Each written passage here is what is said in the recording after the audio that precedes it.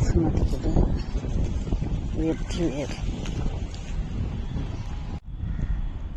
வெற்றி வேர்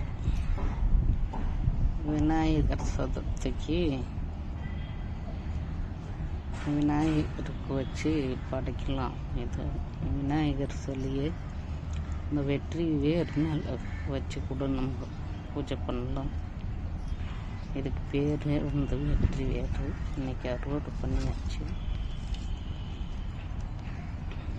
மறுபடியும் மண் போட்டு அதே தொட்டியில் தூக்கி வச்சிட வேண்டியதுதான். வெயிலில் வச்சு காய போடலாம். வச்சிட்டோம்னா காஞ்சிடும்.